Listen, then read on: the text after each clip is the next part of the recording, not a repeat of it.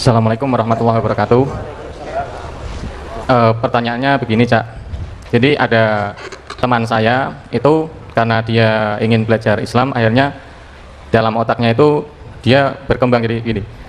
Adanya bulan, semuanya yang menciptakan kan Allah gitu lah. Terus sampai pada suatu ketika dia mikirnya, lah terus yang menciptakan Allah itu siapa? Kan seperti itu. Lah ketika dia bilang sama seseorang yang katanya ngerti tentang seperti itu, yang ngerti itu bilangnya, loh kamu kayak gitu itu berarti kamu syirik gitu lah. Akhirnya padahal kan kalau syirik itu kan katanya dosa besar. Nah terus kan akhirnya yang tadinya mau bersemangat itu kan akhirnya kan down seperti itu. Nah terus sementara kan akhirnya belum akhirnya kan sementara belum menemukan pencerahan. Itu yang pertama. Nah nggak, maksudnya nyambung satu kasus. Nah, yang keduanya itu karena diajarinya itu katanya kan suruh kalau ingin damai kan dilapatkan harus di hatinya kan Allah gitu kan, dirasakan gitu. Nah ketika dirasakan itu kan terus kayak ada pendorongannya itu di dalamnya itu, nah kalau Allah akhirnya dari badan logikanya itu berpikirnya kok Allah di hati gitu. Nah terus sedangkan Allah itu kan di luaran gitu, kenapa kok dia di hati, jadi bingung gitu lah. Mohon dalam kasus ini mohon penjelasannya. Terima kasih. Sebentar ya, yang lainnya sabar dulu Mas ya. Gini loh, ini banyak bapak-bapak kita tuh malas berpikir ya. Syirik itu kan artinya Anda menyekutukan Allah, menuhankan yang selain Allah, itu namanya syirik. Itu tadi kan tidak ada hubungannya dengan itu, kok disebut syirik gitu. Ini mergo kesat berpikir. Jadi itu jawabannya, la tafakkaru anil kholqi wa la tatafakkaru anil kholiq. Ya, pikiran sing digawe Gusti Allah, ojo mikir Gusti Allah. Kalau dia mencari Allah melalui pikirannya, oh aku yang ngono cilikanku, jajal nek anjane Gusti Allah iku sakti, nggawe yo Gusti Allah liyane sing iso ngalahno dhek, ngono aku. Kalau Anda mau itu enggak apa-apa, teruskan ben cepet gendeng. Itu kowe meng koyo ana jurang, kowe mlebu apa ora meng ngono tok. Nek arep mlebu ora masalah. Jadi pikirkanlah makhluk Allah, alam, manusia, jin, malaikat masih boleh. Tapi jangan pikirkan kholiknya, jangan pikirkan penciptanya. Jadi jangan mikir Allah karena tidak sampai, hatimu aja hanya bisa rindu kok. Apalagi pikiranmu ngitung rambut lho ra iso. Kok mikir Gusti Allah ono sing gawe apa ora? Kayak kon ngitung rambut sik lagi mikir Gusti Allah. Rambut iso dhuwur. Aja meng dhuwur tok. Oh ya, jadi itu ndak syirik. Itu dia mencari Allah kan baik. Aja diserik-seriki, aja dipunggel-punggel. Ngono ki lho do keset ki lho. Kesat atine wong golek salah titik di sentak. Sesat kok dinesoni iki lha ya aneh to. Kowe nganggo motor, lho ning di dalan iki. Lho, kok buntu? Terus wong kampung teko, "Sesat ya kamu? Sesat ya?" Lha piye ta ya kudune ditulungi. Malah dinesoni. Wong iki ora ngerti dalan, lho ki ning dia malah ditekani wong sak kampung. Ini sesat. Piye ta? Sesat kok dinesoni? Sesat ki tulungono. Aku jangan karena kesat itu loh. Nek nulungi wong ki aku tuh sabar. Ngono ya, Dek ya. Satu ya. Jadi rumusnya itu tadi. Ojo mikir Gusti Allah. Mbok nganti modar ora tekan kowe. Terus apa? Allah. Lho Allah masuk di sini kan Allah di sana ngono. Kowe pekok meneh kowe. Goblok. Ngene. Lembok. Ruang itu yang menciptakan siapa? Waktu? Manusia? Masa Allah berada di dalam ciptaannya? Kowe nggawe toples, njur kowe urip ning jero toples ngono. Piye? Gusti Allah ki ora iso kok. Di mana Tuhan? Itu cuma bahasa sastra. Jangan dijadikan bahasa matematik atau bahasa material. Tuhan tidak di mana-mana, wong di mana-mana itu di dalam Tuhan kok. Yang memuat semua itu Tuhan. Lho kok Gusti Allah didoleki? Ya ning kono ning ndi ana. Aja meneh Gusti Allah, banyu ning ndi ana kok. Pira jumlah banyu? Berapakah jumlah air? Satu, betul enggak? Tapi di sana ada, di sana ada, di sana ada. Wes banyu yang ngono apa meneh Gusti Allah kok doleki. Wes kowe iki cinta wae, tresno wae, percaya wae. Aja njur kowe pengen buktek-buktek kowe Gusti Allah kandhanono. Aja meneh kowe le Nabi Musa iki semaput. Nabi Musa ngene, "Ya Allah, mbok saya dijadikan Muhammad," kata Nabi Musa. Terus Allah, "Wes yo sok-sok no Muhammad iki. Burung lahir saiki," kata Allah gitu. Kuwi sok-sok 200 tahun meneh. Ya udah kalau gitu tolong saya jadikan Adam misalnya. Oh telat kowe, Adam wis mbiyen-mbiyen. Ngono kata Tuhan. Terus nggih mboten ngoten anu, mbok saya melihat wajah Tuhan. Ngono si Musa, Nabi Musa lagi. Mbok saya melihat wajah Tuhan. Oh ya wis ngono kae deloken gunung kae, terus Nabi Musa noleh, duar meledak, Nabi Musa semaput. Dan saya duduk di tempat Nabi Musa semaput itu. Loh iki tenanan. Loh ya Allah, saya sama Kiai Kanjeng naik gunung Tur Sina. Saya naik dan teman-teman tidur di musola di pojok atas gunung itu, saya duduk di situ sendirian. Nggone Nabi Musa lunggul njur semaput gitu dan gunungnya meleleh di sana. Terus aku batin, Nabi Musa sampeyan ngopo lho blakar tekan kene ngono aku. Adoh banget mun dhuwur adoh banget. 8 jam kita naik itu 8 jam dari jam 9 malam sampai subuh baru sampai. Dan mendakinya itu curam, yang paling atas itu sampai 70 derajat. Wah, rong langkah senden, rong langkah bersandar. Wah, suwe banget lah. Terus nunggu ning kuno. Padahal sekarang itu sudah ada warung, sudah ada naik 100 meter ada warung, masih lumayan iso ngopi, iso ngerokok gitu. Lah Nabi Musa biyen ijen plek. Ora ono apa-apa, urung ono di Samsu, urung ono. Jadi saya duduk di situ terus sambatin, lah nggih Nabi Musa sampean ulah napa lho blakrak tutuk mriki ulah napa. Kula sing nututi menangel kaya ngeten gitu. Pak Wijayanto yang sendiri TV itu tidak lulus untuk bisa naik. Kiai Kanjeng yang tidak lulus ada 2 orang. Pak Is itu kalah sebelum bertanding yang itu. Jadi wis ora kuat iki wis turu wae. Tapi juara satunya yang main keyboard itu juara satunya. Itu yang paling cepat sampai atas juara 2-nya Mbak Novia. Apa sebabnya cepat? Karena masing-masing punya motivasi, punya spirit untuk sampai ke puncak Gunung Musa itu. Pak Joko ini sampai ke atas untuk membuktikan bahwa dia seorang pesilat yang baik, harus sampai ke atas. Joko SP yang main gitar bisa sampai ke atas karena anaknya akan lahir, aku harus sampai ke atas untuk bayiku yang akan lahir. Ngono toh. Terus apa meneh? Pak Denuri sampai ke atas, cacang remeh ki aku, jangan disangka saya sudah tua. Saya bisa naik sampai ke atas meskipun tidak pakai sendal, tidak pakai sepatu. Ngono, sampai ke atas. Juara satunya pokoknya nek ning dhuwur engko mesti ana watu sing apik. Mbah iki nek ning Badar Besi kalah. Virus kalah kabeh. Hajar Jahanam kalah. Wah, juara 1 kayak wong iki. Jadi orang mencari Allah itu motivasinya bisa macam-macam. Gitu loh, Dek. Jadi mari kita hormati teman Anda itu dan sudah jangan ketemu lagi, jangan kok senengane nduding-nduding wong iki lho, mbok dikandani, mbok dikancani yo. Saya sering ngancani anak seperti itu, gitu loh. Rumusnya sangat jelas, Nabi Musa ora lulus. Aja meneh kok karo Gusti Allah. Karena Nabi Khidir ora lulus. Nabi Musa kuwi. Sehingga Nabi Khidir mengatakan hadza firaqun baini wa bainak. Inilah saat perpisahan antara engkau dan aku. Karena aku sudah bilang sama kau wahai Musa, silakan ikut aku tapi jangan tanya apapun yang saya lakukan. Terus Khidir bocorkan kapal, Musa tanya, lu kok dibocorkan? Lu aku wis kondojo takon. Gitu? Ikut lagi jalan, terus ada anak kecil dicekik sama Nabi Khidir. Loh, kok dibunuh? Jadi Nabi Musa, lu kowe iki piye ta? Wis kondojo takon. Terus sekali lagi kamu tanya, kamu tidak lulus. Terus Nabi Khidir menegakkan pagar. Udah nggak lulus deh. Ditanya lagi. Kan gitu. Nabi Musa nggak lulus kok. Nabi Musa. Gitu loh. Jadi orang apa-apa wong golek ki apik. Kowe ora iso nemokke Gusti Allah. Gusti Allah sing mara nang kowe. Lho, pancen iya. Nek kowe ora mungkin mara nang Gusti Allah. Gek sapa kowe iki? Kan gitu. Aku tidak mungkin mendatangi, maka Allah mengatakan wahai hambaku, kalau engkau melangkah 1 langkah kepadaku, aku melangkah 1 depa kepadamu.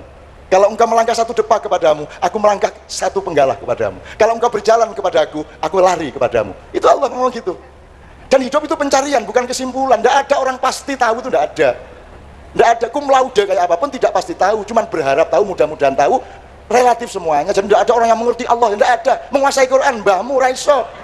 Orang iso menguasai Quran. Karena Quran tiap hari berkembang di dalam kesadaran dan kekagumanmu. Tiap hari dia punya makna baru. Apalagi Allah. Jadi jangan mencari Allah dengan konsep materi. Gusti Allah endi yo? Loh. Endi yo? Gusti Allah didoleki di ruang dan waktu. Ruang dan waktu ada di dalam Allah, bukan Allah ada di dalam ruang dan waktu. Cedak ya Mas ya? Cedak ya Mas ya? Kancani ya kancamu kuwi, kancanono ya kancamu. Dadi apa kuwi di foto aku?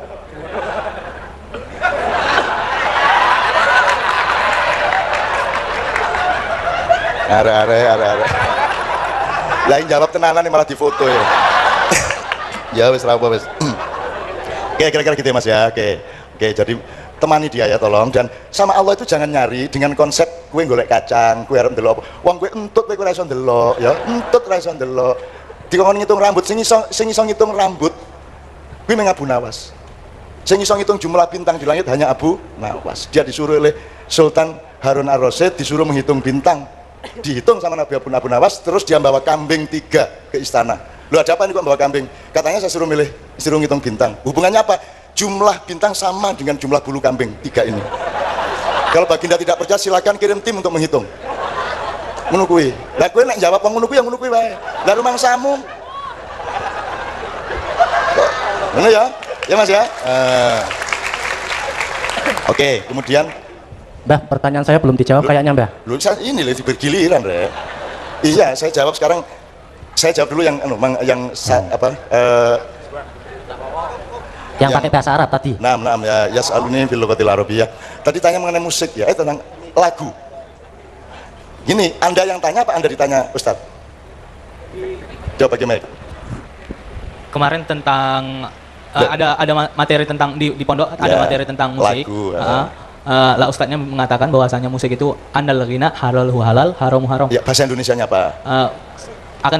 Sesungguhnya musik itu ada yang halalnya halal, ya haramnya haram, seperti itu. Yang maksud dari halalnya musik itu seperti apa dengan yang haramnya itu seperti apa gitu. Loh, wong yang ngomong dia kok nanyanya ke saya? Iya, aneh itu. Emang dia ponakan saya? Aneh aja Caca ini. Gini aja, gini saya nyumbang gini aja. Yang itu lagu apa musik? Musik. Sama ya? Musik sama lagu. Oke. Yang dimaksud musik itu apa? Jadi sebelum menilai tentang musik, tanya dulu, musik itu apa maksudnya? Apa bunyi? Nada? Irama? Alatnya? Yang mana musik itu? Yang dimaksud musik itu apa? Atau lagu itu apa? Coba kalau Anda yang sekarang jadi ustadz itu. Mungkin keseluruhannya. Keseluruhannya? J. Jadi tidak boleh ada seluruh unsurnya itu? Iya benar. Gini loh Mas, musik itu satu bunyi unsurnya, jadi bunyi tidak boleh, haram? Tidak. Nggak, oke, jadi bunyi nggak haram, oke. Nomor dua, nada, da itu nada, naik turun, boleh nggak? Boleh. Boleh, oke, berarti bunyi dan nada boleh. Irama, itu nada namanya, irama namanya, ada itu irama, boleh nggak? Boleh. Boleh. Terus apa mana liane? Ya sudah cuma 3 itu dok. Paling alatnya. Ini alatnya nih, kuningan sama besi. Boleh enggak kuningan sama besi? Boleh. Boleh. Terus yang haram apanya? Enggak, dari unsur musik itu kan ada unsur yang membawa kita ke seperti melupakan alam ini sesaat seperti itu. Contohnya Masalahnya kamu bisa dibikin lupa. Lo yang lupa kamu kok musiknya yang disalahkan. adakah Kamu itu dikit. adakah kesangkut pautan antara musik dan diri seorang yang mendengarkan Ya musik? kamu jadi manusia yang istiqomah, mau denger musik aja terus lupa. Sing disalahin musiknya. Gimana sih? Yang lupakan kamu. Kok musiknya yang salah? Mendengarnya terus lupa. Yang lemah kamu yang kamu salahkan musiknya. Kok terus sing diharamkan musiknya? Ya tapi maksudnya. Kan yang lupa kamu. Yes. Karena kamu itu gampang terpengaruh. Ngek terus lupa Allah gitu kan. Lah sing lali kon dhewe kok kamu sendiri. Itu gimana kok nggak jujur gitu itu? Kenapa? Lah kok musiknya yang disalahkan? Yang mungkin itu sebagai argumen. Ya. Menurut Cak Nun sendiri, apakah lagu atau musik itu sendiri bagaimana pandangannya seperti itu? Adakah halalnya atau haramnya? Ya, Seperti mohon maaf, mungkin Oke. Ini alat musik Mas ya. J. Ya, ini halal. Sini kalau kepalamu haram.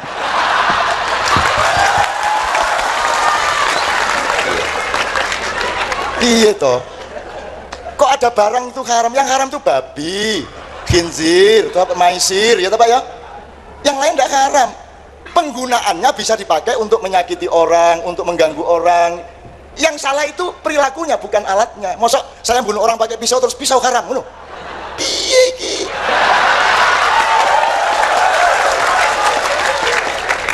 Mohon maaf ya. Terus ada perempuan diperkosa. Terus akhirnya berarti haram memasukkan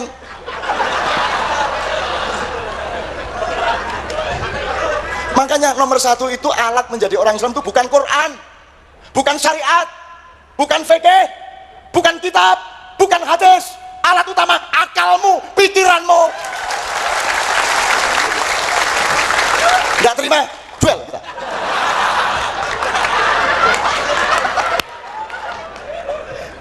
Quran hadis itu alat, dia bukan subjek. Subjeknya akalmu, pikiranmu, logikamu, analisismu, kan begitu. Quran hadis itu alat bahan untuk mencari pedoman dari Allah. Jadi pendidikan Islam nomor 1 itu penggunaan akal. Maka Allah mengatakan afala ta'qilun, afala tatafakkarun. Tidak ada afalah taqra'unal Quran, yang ada afalah takilun. Jadi nomor satu itu akalmu sendiri. Saya tanya, andaikan tidak ada Quran, kamu memperkosa wanita apa tidak? Aku tanya, andaikan tidak ada Al-Quran, kamu memperkosa apa tidak? Enggak toh? Memperkosa? Loh! Kan kamu manusia, kan kamu bisa tahu nilai kemanusiaan meskipun tidak ada Quran. Andaikan tidak ada hukum negara, kamu kan tidak akan mencuri toh, kan kamu punya akal. Jadi alat utama itu akal dan kolbu gitu loh. Kamu tidak akan menyakiti orang karena kamu punya hati. Untuk apa kamu pakai Quran tapi tidak pakai hati? Untuk apa kamu pakai syariat Islam tapi tidak pakai akal?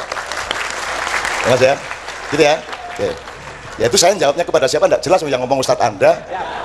Oke ya, tapi kira-kira begitu ya Mas ya. Ini saya sampai teriak-teriak. Karena tadi saya disebut apa tadi itu loh. Apa cari? Apa Mas?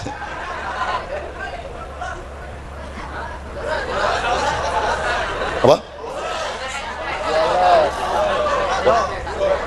Enggak, aku rapopo le. Enggak mungkin saya marah, enggak mungkin. Acting,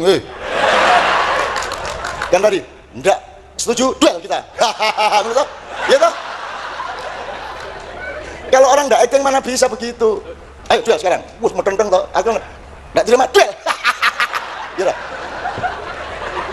Hidup sekali kok marah-marah, enggak mungkin lah. Enggak mungkin lah. Aku itu ingin supaya engkau gembira. Aku datang ke sini supaya engkau besar hatimu, cerdas pikiranmu, jembar hatimu, gitu ya. Oke, yang pertanyaan sampean yang baju hijau tadi. Afwan Ustazi, Soal Asani. Soal Asani Hanifan. Yang tanya mah? Allah ma'ahini miskinan. Oh miskin. Oke gini, kenapa Rasulullah ya? Antum tolong Pak, tolong jelasin kembali. Antum. Tadi ada sebuah doa Nabi dalam sebuah riwayat hadis, mengapa Rasulullah mengatakan bahwa saya itu miskin, gitu kan ya? Atau miskin. Iya. Jadi padahal Rasulullah itu kan sudah dinyatakan makhluk yang tidak kekurangan apa-apa. Minta aja pasti dikasih, nggak minta juga dikasih. Tapi Rasulullah tidak. Maka sesungguhnya di balik itu ada makna tersirat, Rasulullah sesungguhnya kaya, gitu. Tapi dia selalu rendah diri, kemudian dia tundukkan diri. Ini sebagai pembelajaran bagi kita umatnya, bahwa kita tuh jangan memiliki sesuatu yang berlebihan. Saya kira begitu ya. Ya aku jawabannya kayak banget milih sing ndi ngono ya. Kayak banget dari filosofi, dari dialektika, dari logika semua bisa, dari nas-nas juga bisa. Jadi gini loh Mas. Ini jawaban pribadi ya. Saya itu andaikan saya kaya, saya akan hidup secara miskin. Saya. Dan sampai hari ini saya hidup secara miskin. Saya tidak tahu saya kaya apa tidak, tapi saya hidup secara miskin. Makan saya cuma seperti itu, tempat tidur saya cuma seperti itu, saya masih cuci sendiri, saya masih korah-korah di dapur, saya tidak punya pembantu, saya nyetir sendiri, gitu ya Mas ya. Kecuali jarak jauh mereka tidak tega sama saya. Jadi saya hidup secara miskin, itu satu ya. Andaikan saya kaya, tidak akan saya pakai kekayaan untuk menghidupi saya, karena saya pribadi memilih untuk hidup secara miskin, biasa saja sampai hari ini, ya Mas ya. Dan saya tidak pernah meningkat loh budaya saya, gitu ya semuanya ya tempe, terus kuakui lah. Ya. Dan saya masih hidup seperti di pesantren dulu sampai hari ini. Tidur di kasur tuh malah nggak enak. Saya tuh enggak. Saya bisa kok tidur di kursi bangku sekolah untuk ini guys. Saya pagi enggak ada masalah saya. Saya tidur dalam posisi apapun tidak ada masalah, karena tidur bagi saya adalah peningkatan kekuatan sel-sel saya. Semakin saya tidur enak, semakin lemah sel saya. Semakin saya tidur tersiksa, semakin memberontak sel saya sehingga menjadi lebih tangguh. Ngono dia aku. Kalau nggak percaya nanti malam kamu tidurnya gini sampai pagi. Iya. Jadi saya nomor 2 Mas, saya itu berpendapat miskin itu baik. Yang tidak boleh itu fakir. Kalau fakir harus ditolong. Tapi kalau miskin itu baik. Saya loh Mas, kaya itu bahaya. Kadal fakru ayyakuna kufran. Al fakru di situ tidak harus kemiskinan harta. Orang yang mempertahankan kekayaan berarti dia jiwanya miskin. Orang yang masih mencari kekayaan berarti dia bukan orang kaya. Kalau orang kaya dia tidak mencari kekayaan. Orang yang mencari kekayaan pasti orang miskin, kan begitu. Sama dengan Anda hidup di dunia kok menumpuk dunia, goblok. Oh sudah di dunia kok mencari dunia. Kalau di dunia itu mencari akhirat. Gimana sih Anda ini? Wes dek kali kok, ini kali ini. Loh sekali kok. Terus kamu bikin drama mencari Tuhan. Terus Tuhan datang. Lha sik biyen dek kene aku iki. Dari dulu di sini kamu nggak lihat. Sampai ada ngomong wali tadi ya. Ada seorang waliullah di daerah di tempat saya di Mojo Agung, dia tidur telentang di tengah jalan raya. Jalan lintas Jakarta Surabaya. Telentang. Terus dia nangis, "Oh, kayak bayi." Dia sudah tua waktu itu, sudah 70-an. Terus dia tidur kayak bayi terus nangis kayak bayi. Polisi kan kendaraan apa? Jalan macet, polisi datang. "Mbah, enten napa sampean ikut mriki niki?" "Anu apa sampean kok nangis niki?" Gitu bahasa Jawa Timur ya. Kan macet ini. Tapi tidak ada yang berani sama mbah ini. Jadi dia kayak bayi itu loh, kayal-kayal itu loh ya. Terus ditanya beberapa kali baru dia menjawab. Wancane matane pijek kabeh. Ket mang Kanjeng Nabi rene gak ono sing nyopo. Dodolan tok ae raine arek-arek iki. Ndolek bathik tok Kanjeng Nabi iki ket mang keliling delok-delok kon gak ono sing nyopo situ-situ. Gak ono sing selawat situ-situ. Wah, aku seneng banget adegan iki, Mas. Seneng banget. Gitu kan. Terus polisi ini, "Nggih lah mboten ketok, Mbah." Sampeyan saged delok mriki mboten ketok. Lah anjene raimu ku ndelok dhuwit tok ae pintere. Kulane gak iso ketok Kanjeng Nabi. Ngono kek. Itu kejadian bener-bener. Ya apa kate ketok Kanjeng Nabi wong merak matamu iku mek digawe mek dilatih nek gak ndelok dhuwit, ndelok arek wedok ayu, ndelok susu, ndelok. Mesti ya Kanjeng Nabi gak ketok. Oh, dioring-oring polisi ini.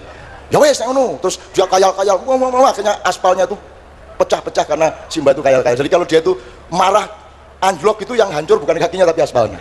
Makanya jangan bikin saya marah. Aspal tak rusak kabeh pegalongannya. Gitu. Tapi sikilku dhewe sing bundas rek. Gitu ya Mas ya. Apa namanya? Ya, mungkin bisa menjawab sedikit soal wali tadi ya. Tapi kan wali itu ya wali yang enggak pakai aturan Mas. Apa sebabnya wali di sana di sini gini sana kok gini, enggak ada aturan sakarep-karepe. Wong dia majdzub kok. Loh, dia cuma mediumnya Allah kok. Yang orang saya ceritakan kalau masjid itu nguyung antar wah di masjid. Ini beneran. Bentar kalau selawatan bareng dia terbangnya, "Leren, terbangan kok taek." Beneran. Terbangi. Terus dia ngomong, "Puak." Ini ribuan orang kan pakai sekian petromak itu. Dia puak, mati pet lampunya kabeh. Karena dia pukul satu kali pat. Terus dia kapok kan yo gitu. Tiba wali ngono iku coba. Kok nek kepengin dadi wali gendeng ngono iku. Wali kok ditakokno. Wong wali itu ono wong nagih utang lesu. Jangan main-main kok sama Tuhan. Kalau kalian nagih utang Tuhan kan ini. Ada seorang wali dibikinin masjid oleh pemuda di kampung. Terus dia sholat di situ tiap hari, dia mimpin. Ternyata ada Cina-Cina datang dari kota, ternyata masjidnya masih banyak utang. Tegelnya masih utang, gendengnya masih utang, kayaknya ditagih dia sama Cina-Cina. "Imam, ini belum bayar, ininya belum bayar." Lah izin deh. Lagi jebol arah-arah utang ya masjid. Terus dia karena malu sama pedagang-pedagang, "Udah, tunggu sebentar. Jangan main-main kau sama Allah. Jangan nagih-nagih kau sama Allah. Dibayar kamu nanti." Ngono gitu. Allah kok ditagih, pasti dibayar kamu, tapi jangan nagih-nagih kamu. Terus dia masuk masjid, setiap berdoa, "Ya Allah, ini rumahmu masih punya hutang ya Allah. Apa engkau tidak malu ya Allah? Engkau yang maha kaya, masa rumahmu punya hutang? Aku yang hanya penjaga saja malu, masa engkau tidak malu? Bayar hutangmu ya Allah." Wani kowe ndonga kaya ngono. Wani kowe. Ki ning wali sing wani ngono kowe. Dia belum selesai berdoa ada mobil datang weng. Terus dia hentikan doanya, dia keluar, orang yang di mobil yang baru dari turun. "Imam, bagaimana bikin masjid tidak bilang-bilang kita? Kita kan juga pengen menyumbang, kita juga pengen berkah, kita juga pengen jariah, masa tidak minta kita? Kita kan juga pengen." Jadi ada orang lain yang tidak dimintai sumbangan, marah. Terus si imam, si wali bilang, "Ya sudah tuh bayar Cina-Cina itu, bayar Cina-Cina." Lu asik lah Mas. Ngono kuwi. Makanya Anda sama dunia itu jangan terlalu mentoyong gitu. Sudahlah, asiklah sama Allah. Semua syariat itu dasarnya asal usulnya adalah cintamu kepada Allah dan cinta Allah kepadamu. In kuntum tuhibbunallaha fattabi'uni yuhibbukumullah, kan begitu. Jadi semua ini asal usulnya Allah mengatakan kepada Muhammad, "Wahai Muhammad, katakan kepada mereka kalau memang mereka mencintai aku." Cinta loh Mas. Bukan ketaatan, bukan komitmen, cinta. Kalau mereka memang mencintai aku, ikutlah Muhammad, kan begitu. Jadi kita ini ikut Muhammad karena cinta kepada Allah. Jadi cinta Mas. Sudahlah, saya temanmu tadi yang penting cinta kepada Allah. Gitu loh Mas ya. Oke. Pertanyaan Anda tadi apa? Daftari. Islamnya nyongke Islam golek slamet ngono diterima karo Kanjeng Nabi napa mboten? Gur golek slamet wae wis pokoke men ngono. Satu-satunya yang diterima oleh Allah itu adalah Rasulullah, yang pasti diterima oleh itu Muhammad dan yang disebut Muhammad. Misalnya Abu Bakar, Umar. Lah kowe salah urip saiki. Mbok kowe biyen nang Mekah njur melu-melu nimbake pemijeti kan sikile Kanjeng Nabi ben kowe dijamin swargane. Kan beberapa sahabat dijamin surganya oleh Rasulullah. Jadi itu yang pasti. Selain itu, biar Imam Syafi'i, biar Buya Hamka, biar Ketua MUI, biar Imam Khomeini, biar siapa saja posisinya sama dengan kamu, belum tentu diterima. Ayo piye? Dan tidak penting itu. Bingung. Diterima apa ora trima ora penting. Seto. Gitu. Ojo dadi Nabi Musa lho kowe. Tenang sih. Nek aku bocor ke kapal didelok sik kok bocor ke kapal aja takon sik. Ngono. Nek aku nguntir gulune cah cilik meneng sik piye ya? Ngono. Aja langsung takon. Kowe engko ayo takon pisan meneh aku ngene. Hadza firaqun baini wa baik. Inilah saat perpisahan aku dengan engkau. Ya, meneng ya. Dan itu tidak penting, ngono toh? Dipotong misalnya ke YouTube. Wah, menurut MH ridho Allah tidak penting. Ngono. Ayo kono lebokno kono. Tak karepmu kono, ayo. Nek cangkemmu pedot aja sampe aku. Ngene lho Mas, kamu itu tidak usah sibuk mencari ridho Allah, meminta ridho Allah. Kamunya yang harus terus-menerus ridho sama Allah. Rodiyatan, bukan mardiyatan, rodiyah. Kamu yang harus memastikan setiap saat ridho kepada apapun saja yang Allah tentukan untukku. Kamu ridho, efeknya pasti diridhoi. Masa ya Allah ridhoilah aku, ridho jaluk tok kon dhewe gak ridho. Kan begitu? Bener gak logikanya? Ayo takon meneh. Bener nggak? Jadi jangan sibuk memohon ridho Allah. Habiskan waktumu untuk meridhoinya. Sudah pasti kalau engkau ridho Allah meridhoimu, kan begitu. Jadi kan ya ayyatuhan nafsul mutmainnah. Terus irji'i ila rabbiki radiyatan mardiyah. Loh, radiyatan sik baru. Lah kamu itu sibuk mardiyah. Lo mardiyah wis rabi kebiyen kok. Jadi kamu tempuh rodiyatan dulu, kamu akan mendapat efek mardiyah gitu. Jelas ya sekarang? Ayo Bi, ayo. Oke, udah habis pertanyaannya. Oh miskin tadi tak tambahin. Kamu tahu nggak Rasulullah ditawari melalui Jibril. Jibril bilang sama Muhammad, kalau dia mau jadi raja yang kaya raya seperti kakeknya Sulaiman alaihissalam, untuk menjadi mulkan Nabi ya, raja yang kaya raya, maka wahai Jibril siapkan semua infrastrukturnya. Kemudian Jibril membuat gunung emas di antara Madinah dan Mekah, dan sampai sekarang masih ada di pagar itu. Itu stok terakhir Arab Saudi yang akan bangkrut sebelum 3 tahun yang akan datang. Ya, itu Jibril yang bikin untuk Muhammad, untuk menawarkan kepada Muhammad, kalau engkau mau menjadi raja yang kaya raya seperti kakekmu Sulaiman, Allah menyiapkan semuanya. Maka semua tambang minyak, kubangan Zam-Zam yang masih berumur sekitar 300 miliar tahun lagi dan tidak akan kering, itu ditaruh di situ untuk Muhammad supaya dia kaya raya. Tapi Muhammad menjawab, lah ya Allah, biarkan aku, kalau aku diperkenankan, aku memilih menjadi abdan Nabi ya. Biarlah aku menjadi Nabi yang jelata, Nabi yang papa, Nabi yang miskin, sebagaimana umatku yang umumnya juga miskin. Biarlah aku berpakaian sebagaimana umatku yang paling miskin berpakaian. Biarlah aku makan sekadar sama dengan orang-orang yang paling miskin dari umatku. Kan gitu, bener nggak itu? Jadi miskin itu baik. Pendapat saya, miskin itu baik. Sama dengan lapar itu baik. Lapar itu paling baik. Jangan sampai kenyang. Saya itu hampir tiap hari saya membiarkan diri saya lapar. Nanti kalau sudah mulai ini sudah akan menuju titik mulai akan tidak sehat, saya makan dikit. Prinsipnya ganjil tok. Kalau saya misalnya mau makan 1 piring dengan lauk apa, saya coba resolusi siji apa tempe loro, terus aku mau besok ngukeh. Kalau sudah cukup untuk menjaga kesehatanku, aku tidak makan yang lainnya. Gitu loh Mas. Saya tiap hari menjaga seperti itu. Jadi saya sangat sedikit makan, saya sangat sedikit tidur. Gitu loh Mas. Itu namanya hidup secara miskin tadi itu. Saya tidak pernah melampiaskan apa-apa. Untuk apa aku melampiaskan? Aku sudah punya istri Novia. Apa yang akan aku lampiaskan lagi? Dunia sudah tidak menarik bagiku. Lelah enak teman-teman duluran nih Mas ya. Gitu oke, terakhir ya. Oke, sekarang waktu tinggal sedikit. Bapak saya mau tanya, ini langsung kita akhiri atau kita kasih tenggang sedikit untuk sholawatan? Oke, aku jaluk nada nih.